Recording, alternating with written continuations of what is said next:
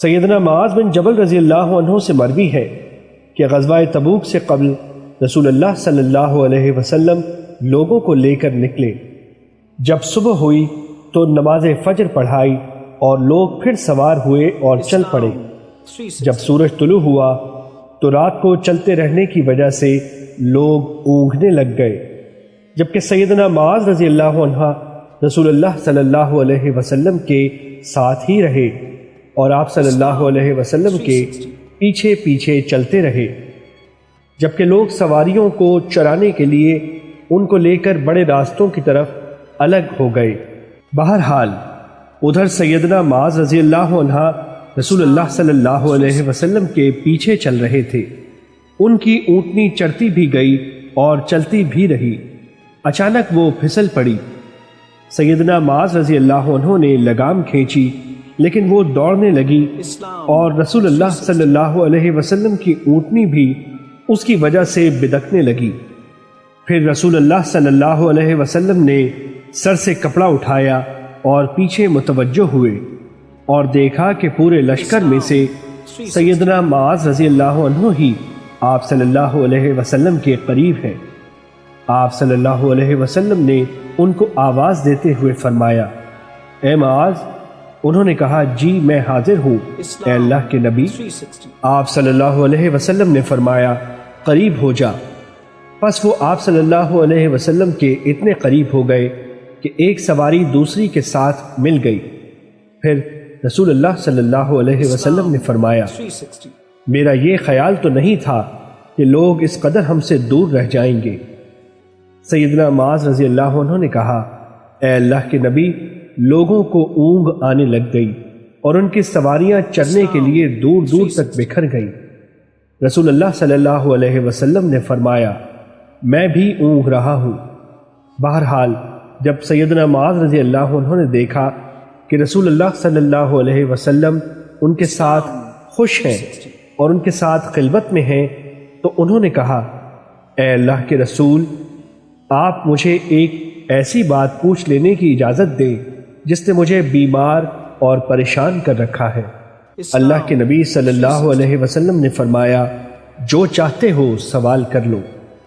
انہوں نے کہا، اے اللہ کے نبی، آپ مجھے ایسا عمل بتا دیں کہ جو مجھے جنت میں داخل کر دے۔ میں آپ سے اس کے علاوہ کسی اور چیز کے بارے میں سوال نہیں کرتا۔ آپ صلی اللہ علیہ وسلم نے فرمایا، واہ واہ واہ، تم نے بڑے عمل کے بارے میں سوال کر دیا ہے، تم نے تو بڑے عمل کے بارے میں سوال کر دیا ہے۔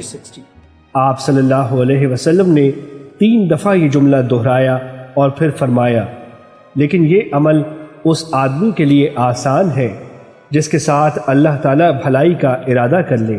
پھر آپ صلی اللہ علیہ وسلم نے مزید کوئی بات بیان نہ کی، البتہ انہی الفاظ کو 3 دفعہ دہرایا تاکہ سیدنا معاذ رضی اللہ عنہ اس کو اچھی طرح یاد کر لے۔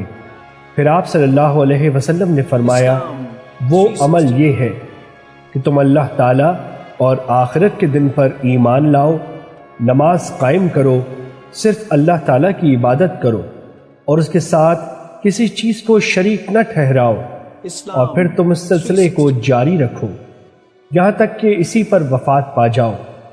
انہوں نے آگے سے کہا، اے اللہ کے نبی، یہ بات دوبارہ ارشاد فرماؤ۔ آپ صلی اللہ علیہ وسلم نے 3 دفعہ دہرا دی۔ پھر اللہ کے نبی صلی اللہ علیہ وسلم نے فرمایا، اے معاذ، اگر تم چاہتے ہو تو میں اس دین کی اصل اور اس کی کوہان کی چوٹی کی وضاحت کر دیتا ہوں۔ سیدنا معاذ رضی اللہ عنہ نے کہا، کیوں نہیں اے اللہ کے نبی، میرے ماں باپ آپ پر قربان ہوں، آپ مجھے بیان کریں۔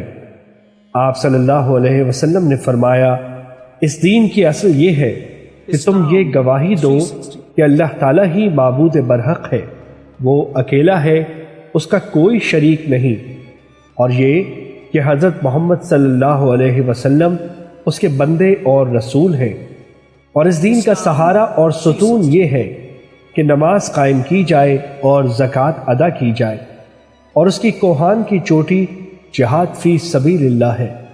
مجھے تو یہ حکم دیا گیا ہے کہ میں اس وقت تک لوگوں سے قتال کروں جب تک اس طرح نہ ہو جائے کہ وہ نماز قائم کرے، زکوٰۃ ادا کرے اور یہ شہادت دیں کہ اللہ تعالیٰ ہی معبود برحق ہے، وہ یکتا و یگانہ ہے، اس کا کوئی شریک نہیں، اور محمد صلی اللہ علیہ وسلم اس کے بندے اور رسول ہیں۔ جب لوگ یہ امور سر انجام دیں گے تو وہ خود بھی بچ جائیں گے اور اپنے خونوں اور مالوں کو بھی بچا لیں گے، مگر ان کے حق کے ساتھ، اور ان کا حساب اللہ تعالیٰ پر ہوگا۔ پھر رسول اللہ صلی اللہ علیہ وسلم نے مزید فرمایا، اس ذات کی قسم جس کے ہاتھ میں محمد کی جان ہے، فرضی نماز کے بعد جنت کے درجات کو پانے کے لیے جہاد فی سبیل اللہ ہی ایک ایسا عمل ہے جس پہ چہرے کو متغیر کیا جائے اور قدموں کو خاک آلود کیا جائے، اور بندے کے ترازو کو سب سے زیادہ بھاری کرنے والا یہ عمل ہے کہ تم اللہ تعالیٰ کے راستے میں کوئی چوپایا خرچ کرو یا اللہ کے راستے میں کسی کو سواری دے دو۔ حدیث نمبر 53 مسند احمد۔